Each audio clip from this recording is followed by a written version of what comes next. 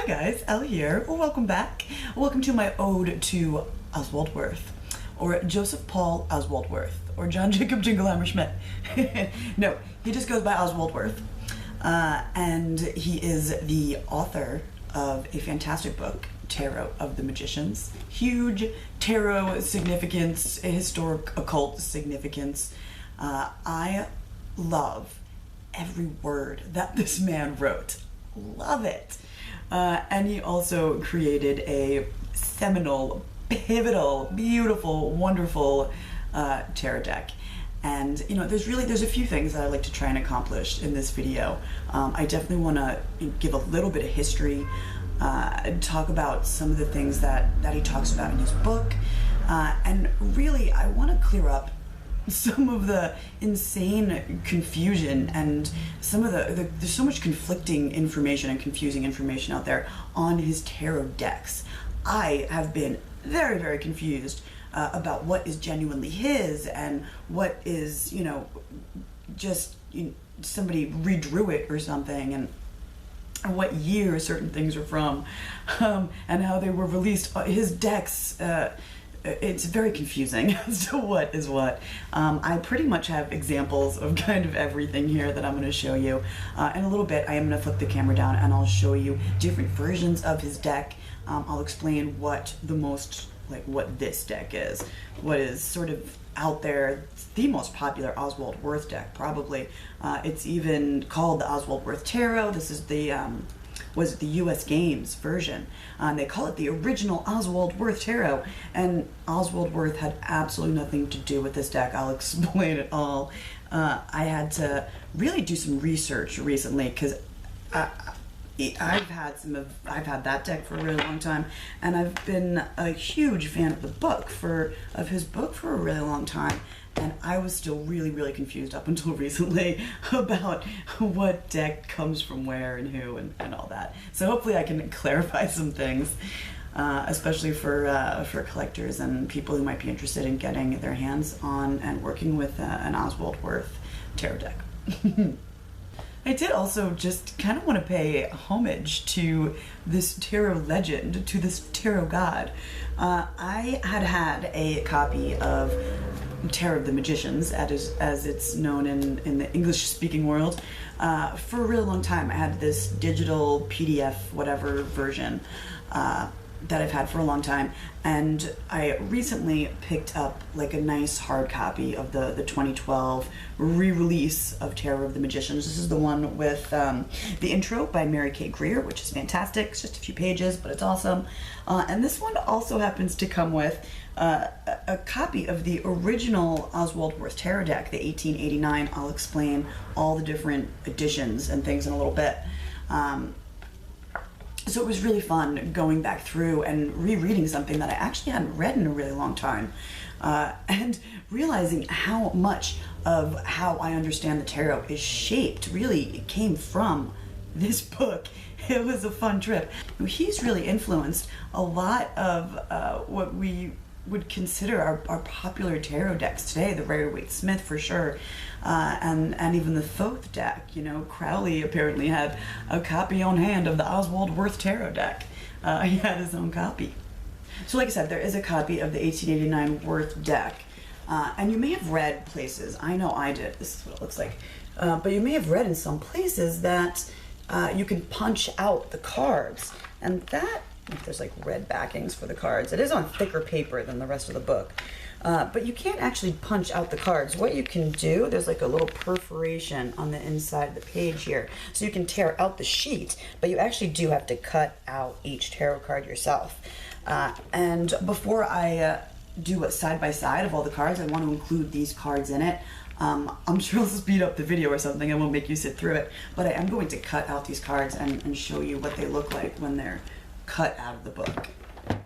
So when you guys hear me talk about my love of the French esoteric tarot and that whole school of thought, really, Wirth is a huge part of that.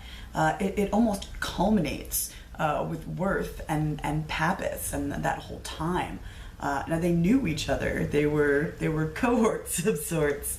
They worked together. They knew each other. They formed the Kabbalistic order of the Rosy Cross together. what was that, like 1888, I want to say, the same year that the Golden Dawn was founded in England, whatever year that was. But yeah, they founded this order together, this Rosicrucian order during this Rosicrucian revival that they were sort of a part of. But it was started with several other like famous esoteric occult authors and poets and things, and one of which was a man named Stanislas de Guaita. By the way, I'm going to attempt to say some French names during this video. Just ignore the pronunciation. But Stanislas was Wirth's friend and really Wirth's teacher. It's actually really beautiful. Wirth speaks so lovingly in his book about this man, his teacher, who opened his eyes and opened his mind to greater ideas and greater concepts. And it's under his tutelage and his guidance that he and Wirth created their tarot deck. Oswald Wirth being the actual artist that drew the images. And Stanislas de Guaita, we're just going to call him Stan, okay? Stan and Ozzy. Yeah, they work together, basically. Stan was already a famous poet and author, especially in Paris at those times in esoteric circles. He was very well known, made a name for himself, and apparently had some money. He had a huge library at his disposal. Oswald Wirth talks about having access to all these amazing books and all this amazing information. But anyway, 1889 was when they finished their deck. They released about 300 some odd copies of the deck. The deck was called the 22 Mysteries of the Kabbalistic Tarot, and that is the deck that is included in the latest edition of his book, Tarot of the Magicians, or Tarot of the Medieval Image Makers, as it would have more accurately been translated, I guess. But yeah, that's the deck. It says here, includes the 1889 Wirth deck, and that is the deck that they are talking about. That is the deck that is included with the red backings in the back of the book. So that is also the deck that illustrated the pages of Papus's book, Tarot of the Bohemians. The edition that I actually still have, I have a digital version of the book somewhere, and it still has Oswald Wirth's images from that specific deck illustrating its pages. I know in some other versions of the book that come along later, it's a different deck. It's Papus's own deck, the one that is also used in his second book on the tarot, the Divinatory Tarot. So 40 years, or nearly 40 years, actually go by from the time that Wirth finishes this original 1889 tarot to the time that he actually releases his own book. That is, 40 plus years of tarot study and occult study. So the year before this book is released, this book came out in 1927. In 1926, he had, I don't know how long it took him to work on it, but it was finished, completed in 1926, and that was a complete reworking of his tarot deck, completely redrew everything, added some goodies, changed some things. So there are really technically two different Oswald Wirth tarot decks.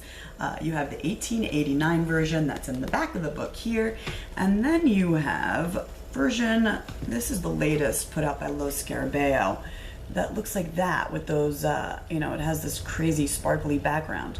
But when he recreated the deck, he gave it a gold background. He added these Art Nouveau kind of style borders to everything, to every card. And I'll show you when we flip the camera down in a second how, every image was sort of changed or reworked a little bit, always added these borders and everything. Apparently at some point in between, I came across this little tidbit somewhere, he actually did rework the deck, it sounds like, one more time to go along with an essay that was being published or something. However, I've never seen images from that deck. Apparently Justice was blindfolded in that version. I've literally never, I don't think, ever seen a picture of it. You certainly can't buy that deck anywhere. These are the two that you will come across. The 1889 version and the 1926 version, sometimes called the 1927 version because that was the year that the book was published. Now here's where things get a little weird. In the 60s, I think it was, in France, they re-released a new edition of Tarot of the Magicians. Now, for this edition, I think it was, I don't know, maybe the publisher commissioned an artist, Michael Simeon, I think his name is, to reproduce the Wirth deck, to do the illustrations for the inside. No idea why they changed those. I don't know what they looked like originally, because that is what you find to this day in this book. And they were also came with basically a deck of cards came with this book, but it was Michael Simeon's reproduction of the Oswald Wirth deck. That deck, by the way, or that version of the Oswald Wirth deck is what you find in the U.S. Games Oswald Wirth Tarot. It is not Oswald Wirth's original drawings, not at all. I'll talk a little bit more about why it's so different, and I'll show you how it's so different.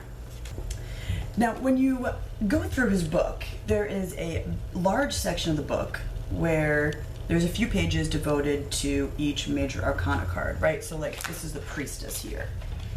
And what you would have seen originally in this book, apparently, was a sort of a rough drawing of what probably looked more like the 1889 version of the deck. And it's actually Michael Simeon's drawings that grace, there it is, that grace the pages of the Tarot of the Magicians now. It's very strange that that's what's in there, I think. But that's the way it is. And it's it led me anyway to be very, very confused because I bought this deck, this Oswald Wirth Tarot, you know, going, it's the exact same pictures that I saw in the book, you know, so this is obviously an Oswald, this is obviously his work, and it's not. I will flip the camera down and show you guys exactly the differences. You can really see it. But stylistically and color-wise, there's lots and lots of differences. Real Oswald Wirth fans apparently hate this deck.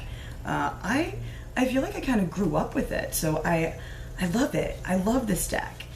They added on the entirety of the minor arcana to the deck to create a full 78 card deck, something Oswald Wirth never did. So, I don't know, I like that. I like having a full deck to work with. I think the minors are beautiful. I think the fact that they made the Wirth deck look more like a Marseille woodcut style even, is actually kind of cool. Like, I like that. And it still retains all the Wirth symbolism. It's basically just a redrawing of his deck. And I personally think it's great. I actually really like it, but I would have liked to have been informed of what I was getting before I got it, so I wouldn't be so confused. So before we get into looking closely at the cards here, I think we just need to talk about one more thing, and that's why, in general, the Wirth Tarot is so important. You know, some people call it the very first esoteric tarot deck. I would disagree with that. I think Etteilla's deck is the first esoteric tarot deck. Whether you enjoy Etteilla, like Etteilla, or not, I think that he was incredibly successful in creating or recreating an esoteric tarot deck. But what he did was he completely, you know, he reordered the deck. He completely reimagined a lot of the images. But I actually almost even prefer the Wirth deck. You know, he and Stan, Ozzy and Stan, really understood the value of the traditional Marseille tarot and early tarot imagery. You know, they saw in the Tarot de Marseille that it contained, in symbolic form, all of the universal wisdom that we talk about the tarot containing, that you read about the tarot containing. But in the Tarot de Marseille, it's just in a more medieval and veiled form. You could call that the exoteric tarot. I think what Ozzy and Stan did was they illuminated the Tarot de Marseille. You know, they reworked some things to make it a bit more bluntly esoteric. You know, you add, or they added certain symbolism that really brings your attention to the fact that these cards show the path of initiation, and that they show certain other associations, and they just make it more bluntly esoteric. I love that. That's why I've always thought it was kind of strange how some people who don't place any esoteric or occult significance to the tarot cards can use or like to use a deck like the Oswald Wirth or like the Rider-Waite-Smith, you know, decks that are, I'm coining this term, bluntly esoteric. You would think that they would be drawn more towards something like the Tarot de Marseille, whose symbolism is less blunt. If symbolic imagery can be blunt at all, I think it's inherently poetic and metaphorical, but you know, I think that there is a difference, and you can clearly see it, you know, between an esoteric tarot deck and something a bit more exoteric, like what I would call the Tarot de Marseille falls into that category. What's his name? Enrique Enriquez does that. He utilizes the Tarot de Marseille and sort of excludes any and all esoteric occult interpretations. And I think that, you know, that works for him. I personally, I don't know, I think it's a bit, I don't want to call it naive, but, you know, these cards very clearly, and these images very clearly are imparting a very important message, I think. I used to have those moments, you know, when I was studying the tarot, and I would think, am I just reading way too much into a stupid fucking deck of cards? Like, is this all in vain? Is this all for naught? Like, am I just being ridiculous?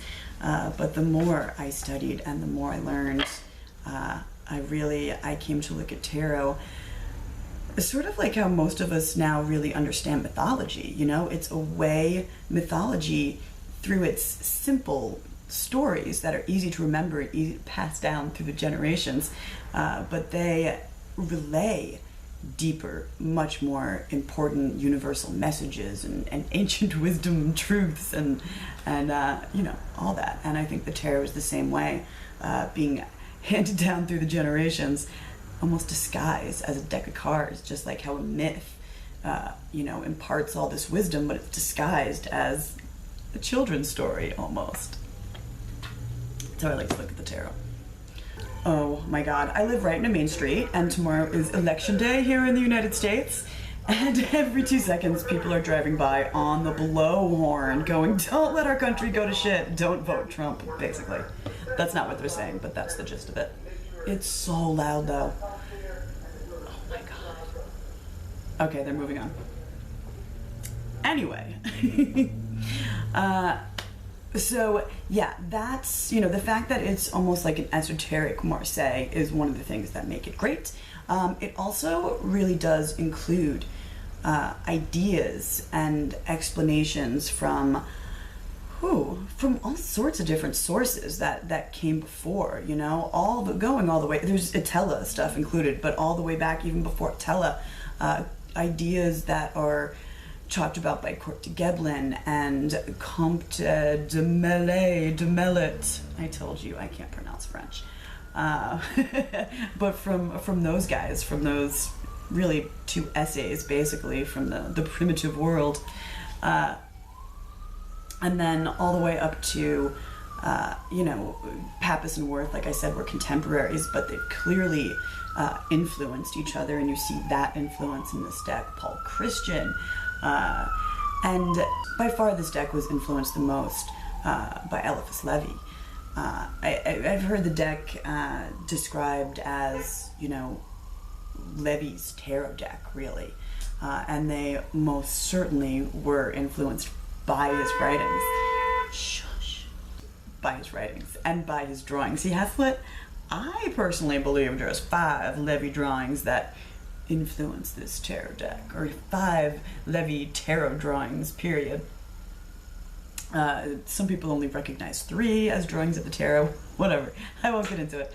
But yeah, the images that Levi did create in his books to talk about, you know, to illustrate what he's talking about when he talks about like something like the chariot, is almost exactly how it looks from Levi's books in this deck.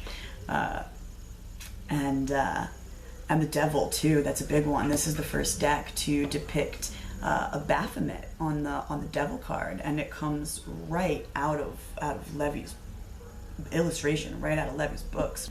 And that image, literally, it's almost like it is Levi's Baphomet right on the cards here.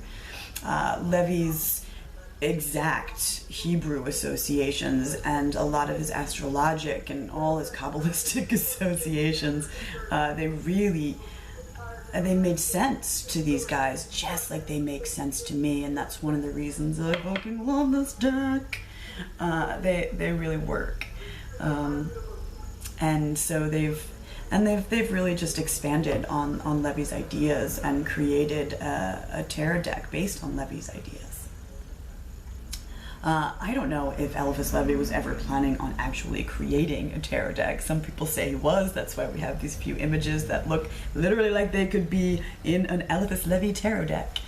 But you know, if he ever did have that intention, I'm sure he would be happy to know that it was completed at some point, and that would 100% be the Oswald Wirth tarot deck. It was also the very first deck to have these Kabbalistic associations, the Hebrew letter associations, actually printed on the cards too. There's lots of other firsts. I think this deck is so important, and it's really quite powerful and beautiful. So I think on that note, it's time to look at some tarot cards, guys. Let's do it. I'm gonna flip the camera down. Okay, so before I start cutting out the beautiful cards in the back here, I just want to give you guys a little taste of the amazingness of this book.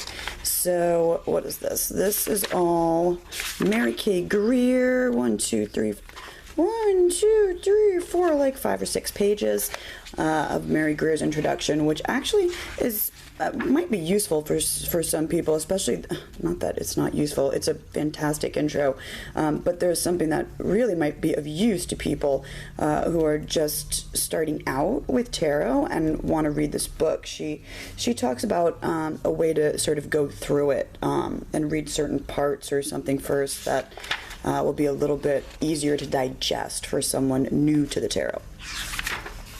And it really is rather a large book. What is it, 250 some odd pages? 227 or so. About half the book maybe is dedicated to talking about each tarot card.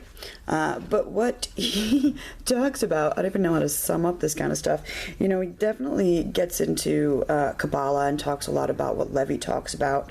But he was also the first one to associate different like constellations with the cards, not just the signs of the zodiac. He's the first really to talk about, where is it? There we go, some Eastern ideas really here with the tarot. He talks about geomancy also, but also I Ching and other Eastern ideas, which nobody had really done before this. Another one of the great things that Wirth does in this book actually is he has you lay out the tarot in a very specific way, where it's sort of, you lay it out this way, 1 through 11, and then it wraps back around this way. So you create pairs, and then you create triads and tetrads and all these things, and it's a very, very interesting way to look at the tarot and compare and contrast. There's lots and lots of different ways that different authors have offered up over the years to organize the tarot in rows of 7 and rows of 9, and he talks about this one in depth, and it really is a fascinating way to break down the major arcana. He goes through each of the 11 couplets,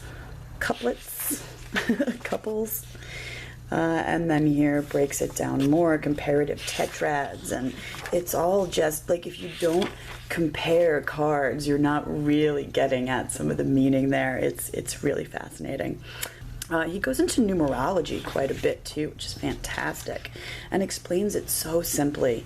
I think if you were to flip through this book, you see a lot of Hebrew letters and crazy symbols, and it all seems kind of far out. And with even just the slightest bit of familiarity with esoteric ideas and the occult, I think this book is really accessible and actually really easy to understand.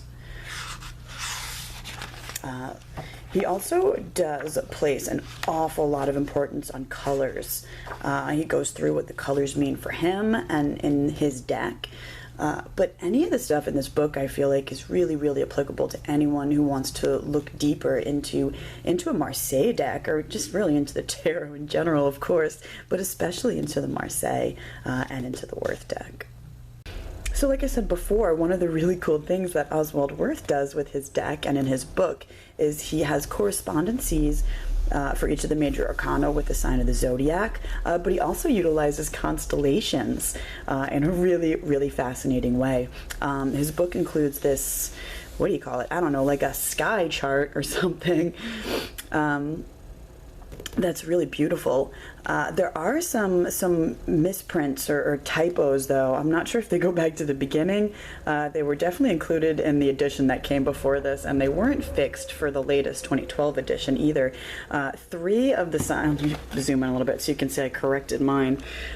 See that? There's like 3 or 4, I think it's just 3 signs that are actually numbered 12. And the only one that's actually supposed to be number 12 is Perseus here, associated with the Hanged Man. They're really interesting correspondences, though.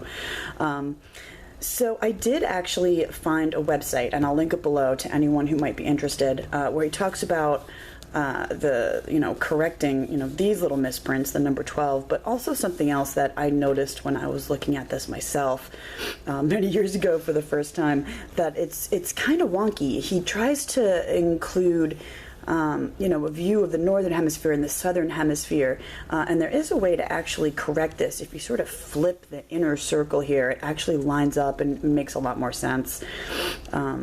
But anyway, I'll put a link below to that if you guys are interested in delving a little bit deeper into this. But the whole topic is really just so interesting, and it sheds light on the tarot in a whole new way that had just never been done before. He talks a lot about alchemy and the alchemical process and alchemical symbolism. Tin, the signs of the planets, and lead, and all that good stuff. One more thing I wanted to point out here. Oh, here's some of his color meanings. He literally goes through and just lets you know what each color indicates. And then this great chapter, Tarot and the Hebrew Alphabet. Now, in the back here, there's this, this is actually a really old, from an old tablet or something, showing the historic forms of the Hebrew alphabet and how it sort of transforms and changes over time. He's added some information to make his table here. But basically what it shows, more or less in the first column there, it looks like to me it's basically the Phoenician alphabet. And this is really cool to have. I mean, you can look it up online and stuff too, but when we take a look at the 1926 deck and we look at the borders, those Art Nouveau borders around his cards, you'll see hidden in those borders all sorts of really cool symbols, and a lot of them are the Phoenician version of the Hebrew letter that's associated. Wonderful. He definitely gives clear, concise information on divination.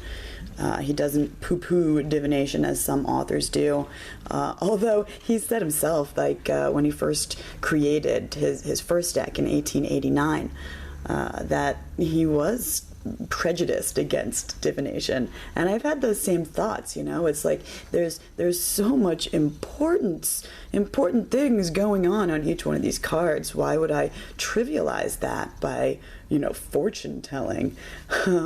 But I think what ends up happening, what you end up sort of discovering as you study tarot, is that the tarot works on a very personal level, and it can be a mirror of yourself.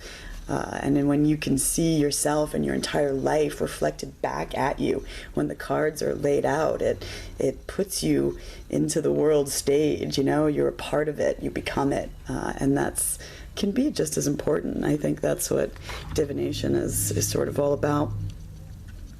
Okay, what the fuck was I talking about?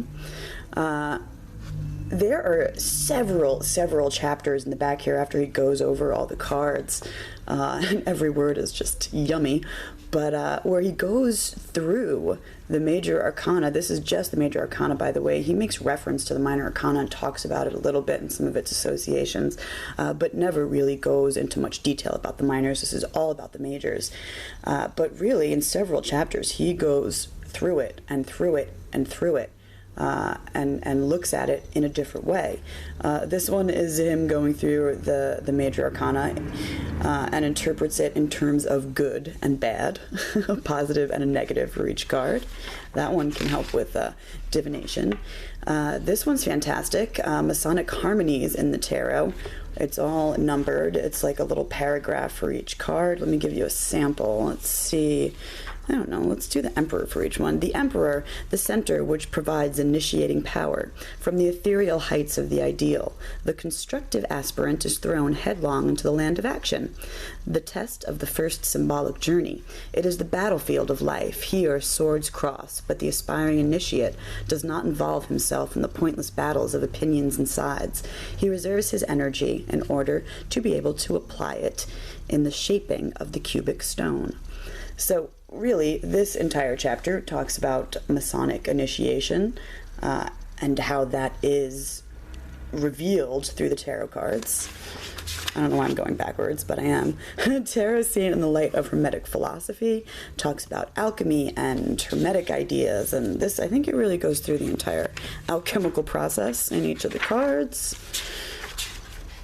This, like, several chapters like this, and when you learn to view the tarot at each level like this, it just, it opens your mind. It really does. It's fantastic. This is the simple program of initiation as revealed by the tarot, without the Masonic overtones.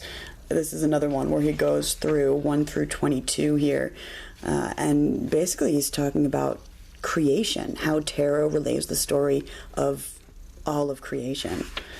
It's beautiful. It's a beautiful story, and the tarot tells this story. The tarot tells the story of initiation. The tarot tells the story of alchemy. It tells the story of the Hebrew alphabet. It tells many stories, and they're all the same story, and they all play out differently on different levels.